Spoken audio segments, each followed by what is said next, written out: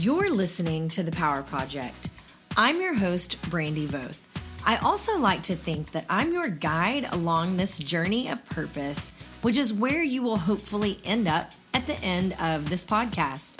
I'm a boy mom, a wife, an entrepreneur, an advocate. I wear a lot of hats, y'all, but don't we all? Most importantly, I am passionate about inspiring women to go out and lead purpose-filled lives while owning their God-given power. I have this crazy belief that we are all better when we lift each other up, which is exactly why I created this platform, to spotlight other women that are leading in business, ministry, and nonprofits in the hopes that you at home will be inspired by their stories to get up and take action in order to begin your very own purpose journey. So without further ado, let's jump right in, shall we? Welcome back to the Power Project. You guys, I have a first for today. I know that I'm telling you constantly, like, I have one of my really dear friends on the podcast, or this is my great friend that I know via social media. However, today I have what I believe is the first family member on the podcast today. And it just developed really kind of last minute. It wasn't something I had planned out or thought out, but she and I are having similar conversations on social media, and we both, she really verbalized an internal struggle that I have been having personally. And so I thought we would get her on today. You guys, my guest today, Chelsey Collier, is my third cousin, I believe. Our parents, her dad, her mom, my dad are first cousins. And she's a mama to some beautiful children. She is one of the most faithful women I know. She has a great story to share. And I want you guys just to welcome her today. Hey, Chelsey, how are you? Good. Thank you so much for having me on. Oh, you're welcome. I'm really excited, and I'm grateful that you said yes.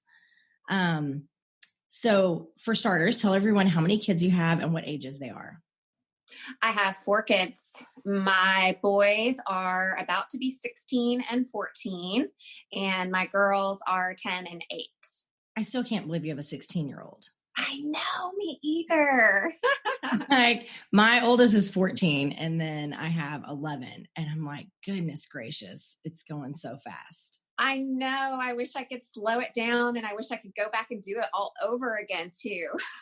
I know. And I just think so. Chelsey and I grew up where our families gathered once a year for a big picnic. And it was like all of the extended family came in for Easter, and we would run around and play. And I can just remember you being like this gorgeous little, brown baby running around in your suit out at the lake. And I just always thought you were so pretty and you were so sweet.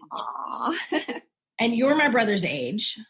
So I always am blown away that you have a 16-year-old. That is incredible.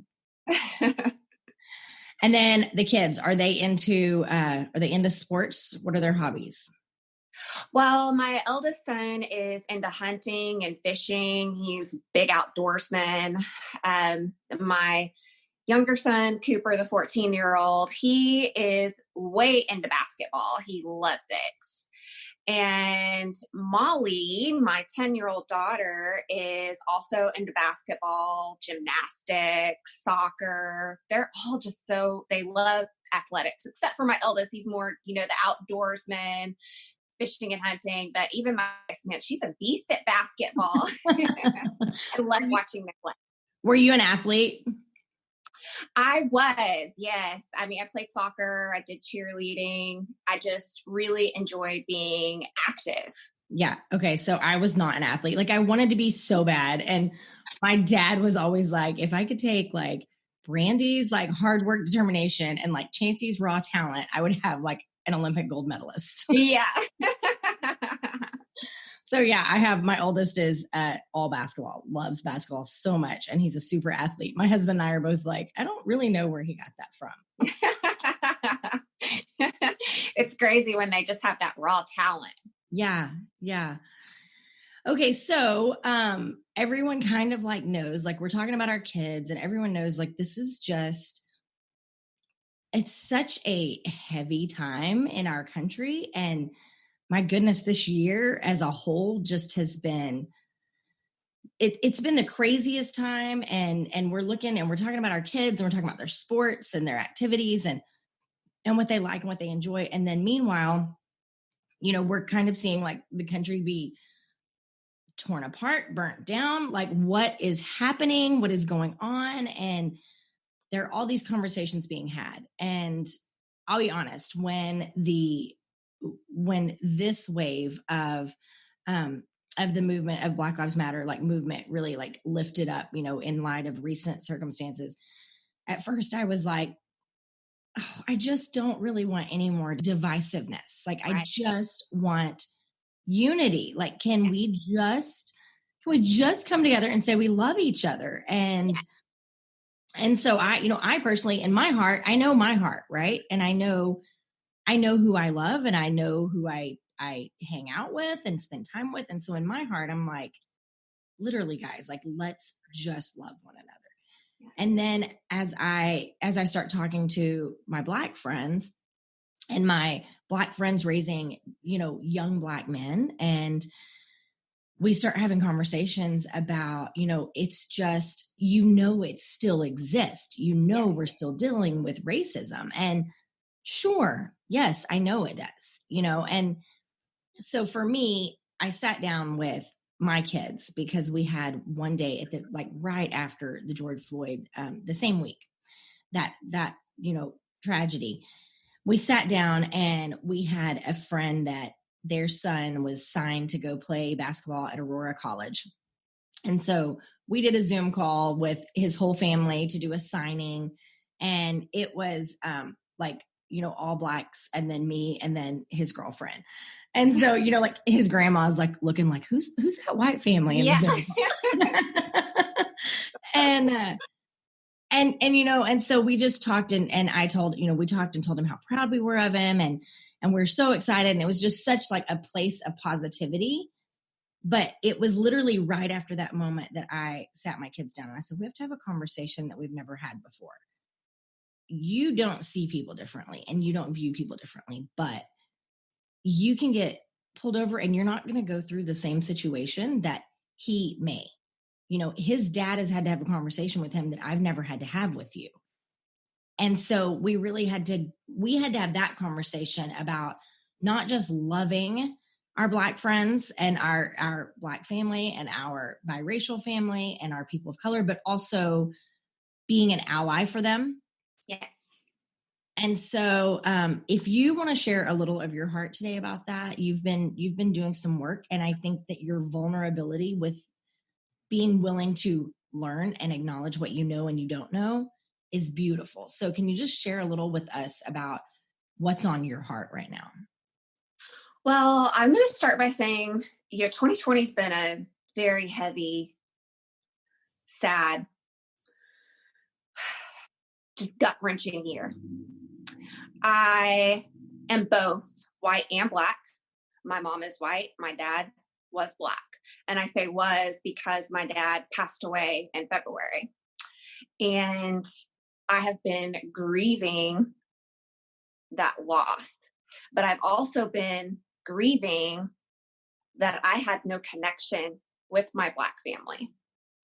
And therefore, I grew up with just white people, their perspectives, the way that they think, the way that they feel.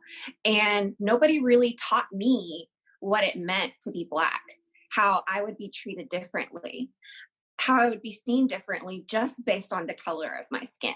And so I had to learn those really hard truths the hard way. I had to learn it by experiencing the hate for myself. I had to learn it by people and their prejudices that they weren't even aware of. I had no idea until this year that I was born into a racist white family. And that realization has just blown my mind, thinking about where I came from. I did not know that my grandmother, my great-grandmother, that they did see color. And I don't mean that in a way that, we should all see color. We're all different. And I think it's beautiful. I love white people. I love Black people. I love Hispanics. I love everybody. I don't care what your race, religion, sexual orientation. I don't care if you believe something different than I do. I just love people. And I don't understand the hate. And I don't really even understand where it comes from. And I think that's something that I need to dig deeper into so that I can understand my own pain, because all I know right now is my own pain. And by expressing that pain, I'm becoming aware of my ignorance of what racism in America really is, what it looks like, why it exists, why white people have these prejudices against Black people and vice versa, why there's so much hate between the two, and feeling very stuck in the middle. Like I have two parents that just hate each other. They oppose each other. And I so desperately want to bridge the gap. I want to build a bridge. I want us to be able to love one another. Like you said, I mean, the hate makes no sense to me. But I have had to have some very tough conversations with my kids that nobody had with me. And so it's really hard to explain something that you don't truly understand, that you can be hated simply because of the color of your skin. Because I teach my kids to love everybody. I teach my kids, no matter what anybody looks like, you only need to know who that person is on the inside. What does their character say about them? You don't discriminate or treat people differently based on their physical appearance or anything that's outside of their control. It's about their heart. And nobody taught me that. And so having to try and teach my kids that you might be treated differently because you might have just a little bit of Black in you, but you have Black in you.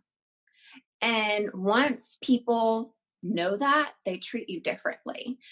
Not all people, but my kids have experienced it. They've been treated differently. They've experienced some of the same things that I experienced when I was growing up, not being white enough for white people because of my brown skin, but also not being Black enough to be accepted by Black people. Because culturally speaking, I grew up in white culture. That's what I know. And Black culture is very foreign to me. I wasn't educated. And somebody said something today that really it hurt my heart, that if your children are only educated in public schools, you're going to have an uneducated child. And that's me, because I was not really taught about where this whole racism thing began and the development and how it affected Black people. I've only learned from the white perspective. So it's been really difficult for me. And I know I'm kind of all over the place with, my feelings in this time, but having to talk to my kids about what happened to George Floyd and why there's so much outrage in our country about it. Why they have to be very careful about their behavior and their actions with police officers who may or may not know that they are also Black. It's really scary because I have no idea when my kids go out into the world what kind of prejudice they're going to experience. And I don't know if they know what to do with that. And so I think we have to have a lot of tough conversations. But honestly, I'm not really sure that I know how to have those conversations yet until I start really educating myself on both sides, because I am both Black and white. And growing up in white privilege kind of gave me a perspective of ignorance. I didn't realize that I was being taught that there's something bad about being Black. And really, the only bad thing about being Black is the hate and the oppression that comes with it.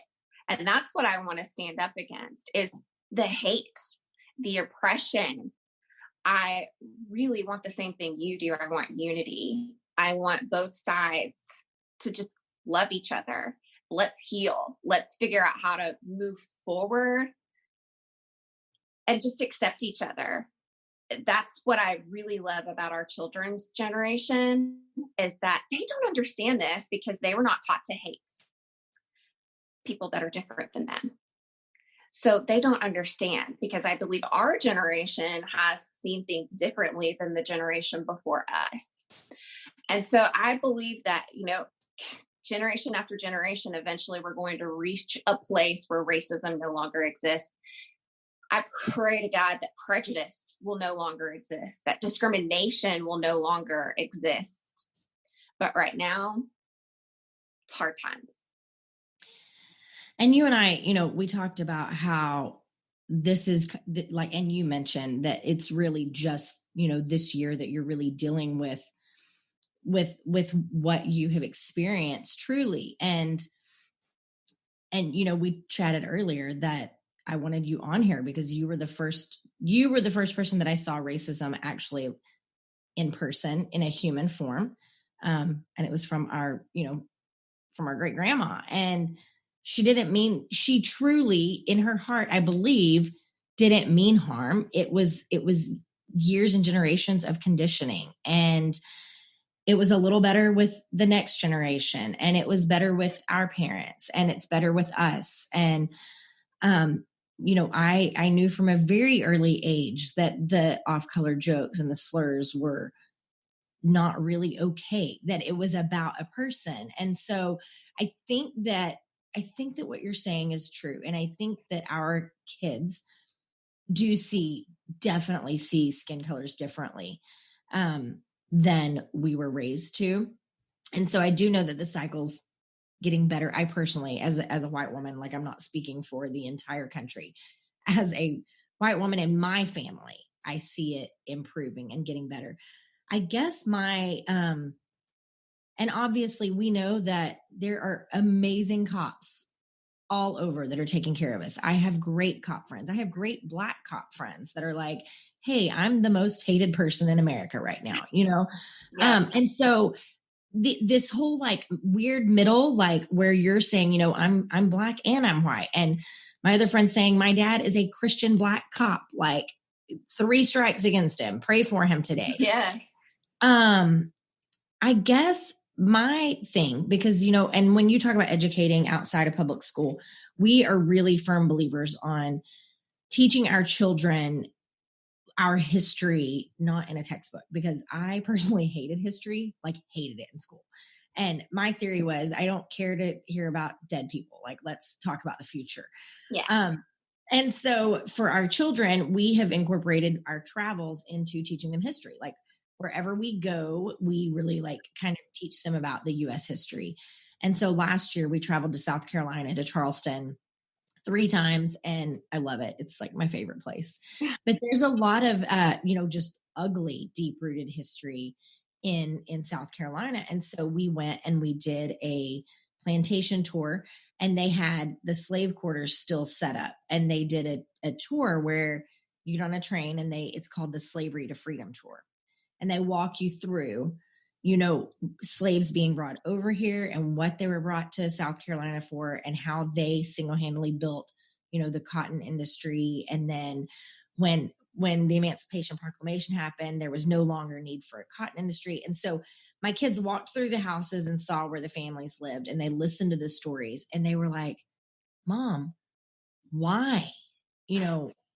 And so I think while we are, 100%, I think that a protest is deserved. I don't believe this is, for my white friends that maybe don't understand it. This isn't just about George, right? Like George Floyd. Like, it's not this, yes, that was one bad cop, but it's not just about that. It's about the fact that there is an ongoing dialogue in America that keeps bringing itself back up and it doesn't go away. And even though we're better than we were when Martin Luther King, took his stand, we're still not in a place where we live in unity and peace. And so I think that if you're looking for why is there this uproar? Why is this unrest? Why are we going through what we're going through right now? Really educate yourself, right? And you can go and you can study slavery and the history of the injustices that began in the very beginning of our country, but you also have to talk to people that are walking through it generation by generation and what they've experienced. And look, I've got some great girlfriends down in Oak Cliff that have this fabulous salon, fabulous boutique, barbershop. Some of my really good girlfriends. And when I walk in, I am the only white chick in the place. And everyone is so excited to see me. But we acknowledge the fact that we have completely different experiences in life. Yeah. When they come to my house, it's the country and there's a bunch of white people and they're not really sure about it. But I think when we begin to have conversations and when we begin to say, you're black and white, my friends are black, I'm white, my nephews are black, white, and Mexican, like we've got the whole gamut. But when we start talking about it, talking in Jesus is the only thing I can come up with. And I don't know if you can get behind this or not, but I 100%, my episode last week, I talked about if we realize that we're not actually battling flesh right now, if we realize that we are battling spiritual attacks, if we realize that the enemy is trying to divide and confuse, and the enemy loves turmoil and division and anything that doesn't bring glory to God. Yes. If we can realize that it's not on the surface, yes, it is about getting rid of racism and being anti-racism. But the thing that is truly at bay right now, the thing that is truly like roaming the entire country is this spirit of division and the spirit of turmoil. And I don't have any answers other than everybody needs a whole lot of Jesus. Yes. Amen. I'm not just anti-racism, I'm anti-hate. Mm-hmm. I hate the hate. Mm-hmm. It hurts me so deeply. I can't even put it into words sometimes. And it took me a long time to overcome my self-hate. That self-hate came from knowing that my grandmother, for example, when I was a baby in the 80s, she would tell people that when they asked her, what was I? She would tell them I was Puerto Rican, which speaks to the shame she must have felt that I was Black. And I felt that shame, but I didn't understand it. And so I separated myself from my Blackness because I didn't understand it. And I was taught that it was something to be ashamed of, that it was something that was wrong that I could not change about myself. And so I just separated myself from my Blackness, my Black history, my Black culture, everything. I separated myself from that. And it took me a long time to love myself because I had been taught to hate part of who I am. And that hate hurts. And I still see it in so many people that don't understand how their hate hurts people and how their ignorance hurts people because they speak these things that they think are doing no harm, but words hurt. They cut deep. They leave scars. And those scars are the hardest ones to heal. Mm-hmm. So I'm just trusting God is going to use this time in our country and in our world because this is a global issue. Mm-hmm. I just think he's bringing these things to light and he's making it, in your face so that you have to face it. You have to do something about it. You have to say something. You have to do something. And that's what I want to do. I want to educate myself now because I haven't done it in the past because I've hated that part of myself. And now I want to understand it. And I want to understand both sides so that I can try to bridge the gap, however possible, to help bring unity between Black and white people, and not just Black and white people, because like I said, I'm anti-hate. Mm-hmm. There's hate against Hispanics. There's hate against the LGBTQ community. And I don't like it. I hate the hate and I love the love, and love is the only thing that drives out hate. Can I ask you a question? And this is going to throw you for a loop because it's not where we were going with the direction of the conversation, but sometimes God just twists it. So I know, and that you've had a journey of just spiritual transformation and a deep dive with your faith. And there was a process that you went through, and I believe it was, correct me if I'm wrong, but Celebrate Recovery, where it was for just like an addiction to relationships or love, right? Yeah. Am I right there? Yes. Okay. So, and this is where I go through like a counselor hat on with no license. So do you think now that just now you've had like an awakening of, oh, like my family was racist and I was taught to hate part of myself. Do you think that maybe that is what led to that like yearning for the relationship and the comfort of like just someone to love you? Oh, absolutely. 100%. Growing up, I did not feel loved. You know, my family members would tell me that they loved me, but like I said, there was still that unspoken element of shame that I don't even think that they realized that they were communicating or teaching me.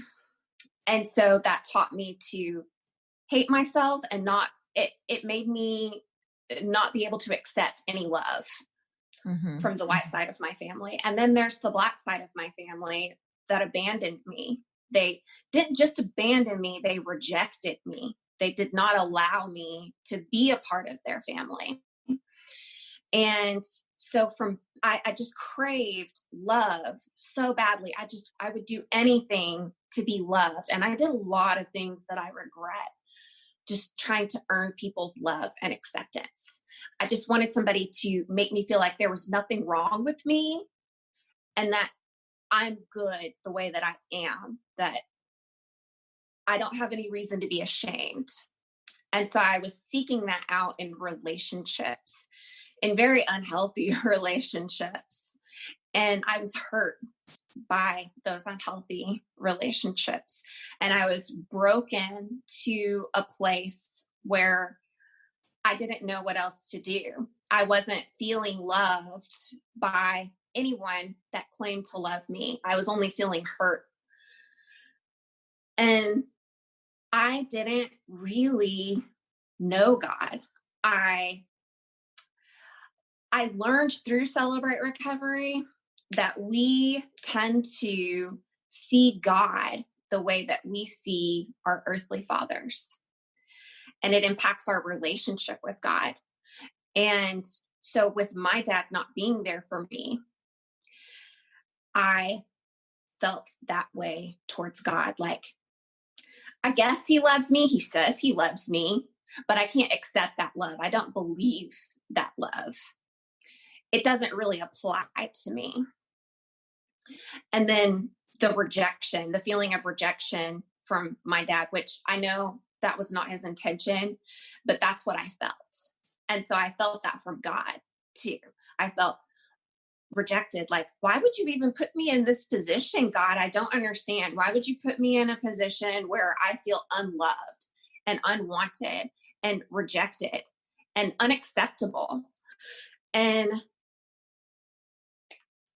when I reached that place of just deep hurt that I didn't know what else to do with, that's when I cried out to God and I begged him to do something, because I could not live with that pain, with that that feeling of just being unloved and unaccepted, it hurt so much. And I went to oh man, she's an amazing Christian counselor.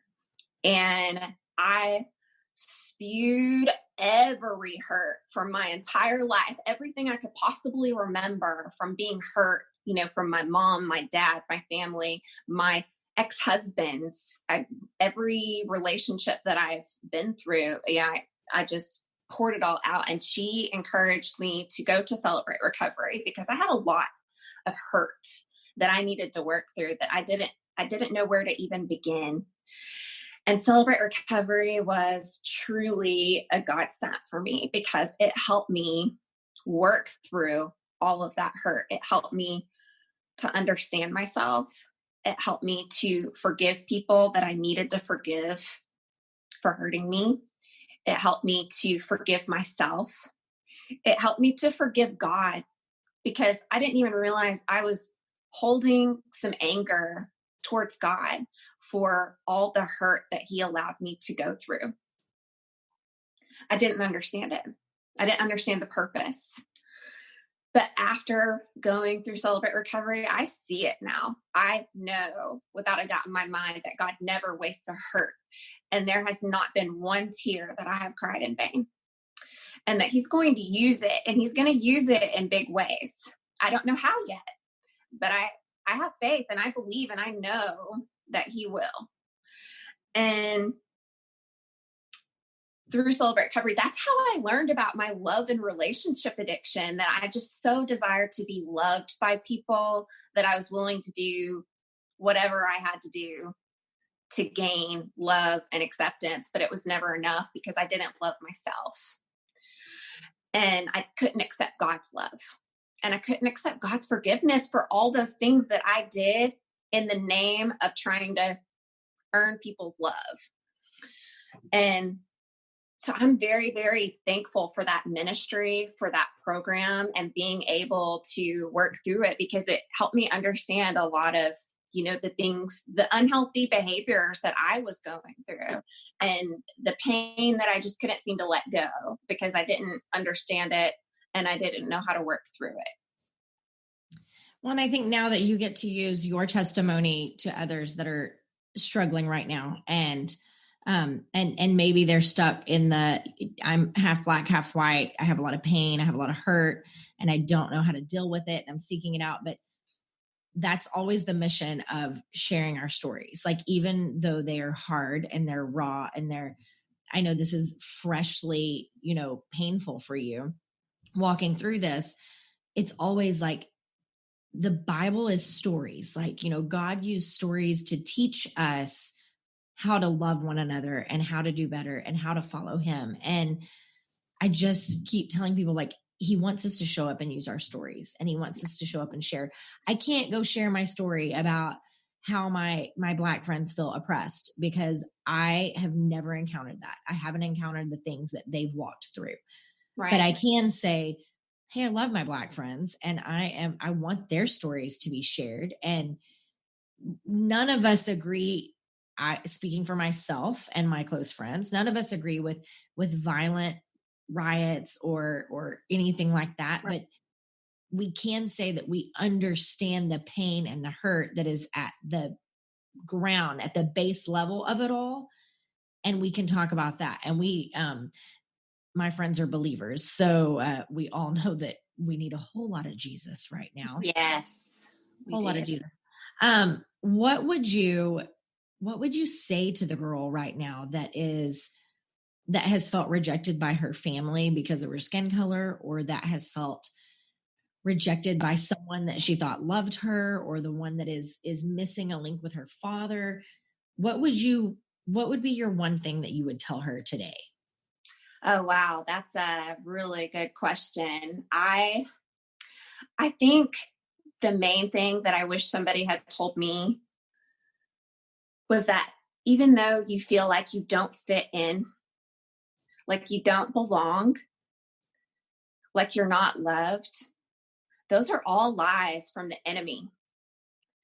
That is what the enemy uses to divide us, to keep us from loving one another and to keep us from loving ourselves. We need to know that we are loved. We need to know the love of Jesus. We need to know the love of our Heavenly Father. That is the only way that we are going to heal. That's the only way that we're ever going to learn to accept ourselves and to be strong in the midst of hate. Because I used to allow the hate of others to impact the way that I feel about myself. I allowed that to breed self-hate within myself. God has changed all that. And now I can stand up against hate. It starts with knowing who you are in Christ. And then you grow from there.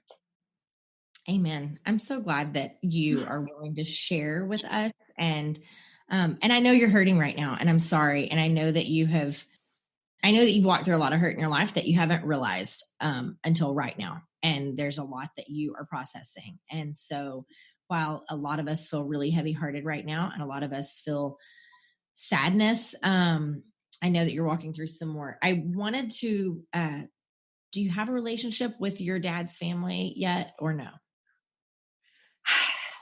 That's, I don't know that I want one. Okay. To be honest, being rejected for 3 decades makes it really difficult for me to want to step into that now at this point. I still have some healing to do because that hurt. And then now that I'm accepted, I'm not, my dad's gone now. You know, I really wanted that connection before he was gone, and they didn't really make an effort until now, because it was his dying wish that they would include me, that they would make me part of the family, that they would make me feel loved. And, you know, I have a relationship with one of my brothers, and one of my sisters is very loving and, you know, reaches out to me to let me know that she loves me and that she's thinking about me. But relationships are hard for me. I am a love and relationship addict, but I suck at relationships. I am not good at them. I'm not good at cultivating them. Like if the people who want to have a relationship with me are not putting an effort into that relationship, I'm still learning how to do that for myself, because I spent a lot of time alone growing up. And so I'm okay with being alone. I'm okay with, you know, I don't feel like I need people. And I know that probably sounds hateful and insensitive, but I'm just saying, like, I know that's not what God wants. And we have to have those relationships, but I'm just not very good at them. And so part of me wants to have a relationship with the Black side of my family. But then the other part of me just has so much hurt that it's very difficult to even know where to begin. Maybe it's baby steps. I think so. I have another girlfriend who's walking through, I mean, almost an identical story. And she's my age, and was just reunited with her Black father 2 years ago, maybe. And I'll share the story with you. I'll send you her video. She's going to be on the podcast here in about a month or so, but she has a beautiful, beautiful story of being reunited, but also talking about the unpacking of everything that came along with that, of not having her father there, and not being grounded and connected to the Black side of her family. So I'll send it to you though. She's doing a whole lot of soul work right now of processing everything the same way. What are you going to do moving forward? Because your post, you know, yesterday, so you posted about anti-racism and anti-oppression, and then you came back and you're like, wait, I maybe misspoke, and I'm learning as I go, and I'm just truly learning about racism now. So what are you doing moving forward to educate yourself, educate your kids, educate others? How are you going to lean into this? Oh, wow. You know, I'm so thankful that God made me aware of my ignorance, because I did share my very personal feelings with growing up feeling in the middle, of white people hating black people hating white people, and just feeling in the middle of that and not knowing what to do with it. And I made this statement based on the definition of racism being, prejudice, discrimination against people of other races. I made a statement that Black people can be racist too. And that was my ignorance showing. That is not true. That is a feeling that I had, but it was not based on facts, because racism has an element of power. Black people do not have the power to oppress white people. Therefore, they cannot be racist. So I did have to post, something to explain that, yeah, I did misspeak on that note, but it made me aware of how much I don't know. And I started to do some reading and some research into the different elements of racism, bias, prejudice. I mean, there's so many different forms, microaggression. Like, there's so many things that I don't know enough about that I want to know, because I want to be an advocate. I want to use my story to change hearts if I can. I want to use my story to build a bridge if that's how God wants to use it. But I have to be educated first. I cannot just speak out of my personal feelings when they're not backed by facts. So for right now, I'm fired up. Like, I've never even took the time to think about racism, oppression. I honestly never did until I started feeling all this pain with the recent events that just made me, I didn't even know how to express the hurt that I was feeling. And I want to understand it more. I want to be educated about it. And so I'm going to start doing a lot of reading. I'm going to start doing a lot of research, and I'm going to be sitting down with a lot of people because I want to understand it from all aspects. And I actually believe that this will create a connection with my Black family, because I want to understand from their perspective. And I also want to understand from the white side of my family. I want to understand their perspective, and I want to figure out how to bridge the gap. I want to build a bridge. That is my mission. I think that you are going to serve that mission. And I think that I know that God doesn't make any accidents in life. And even the ugly, messy parts of our story are part of our journey. And I know that He uses brokenness to bring healing out of it. And so what is really painful for you right now, I know is going to bring healing for so many people as you heal along the journey. I know that you have a voice that God wants you to share with others. And I just want you to be encouraged and keep walking in the faithful steps that you're walking in right now. Like, I am super honored to know you, to be related to you, to love you, and that you were willing to share your story with our listeners. Thank you so much. I love you. And thank you for being an ally and for using your voice and your platform to stand up against racism and hate. I truly appreciate that. I love you. Thanks for coming on. Thank you. I hope you guys enjoyed this candid conversation between my cousin and I. It was on my heart, and God just aligned for us to be able to have this conversation today. I loved what she brought to the table, being able to speak about being right in the middle and not really feeling where she fit in, and how to find the peace and the unity between both sides of her. If you guys did enjoy this conversation, can you do me a favor? Go write a review and tell all of your friends about this, please. We'll take 5 stars, and that is going to help us get seen on iTunes. Also, I wrote a book, you guys. The Power Project book is finally available online for pre-order right now.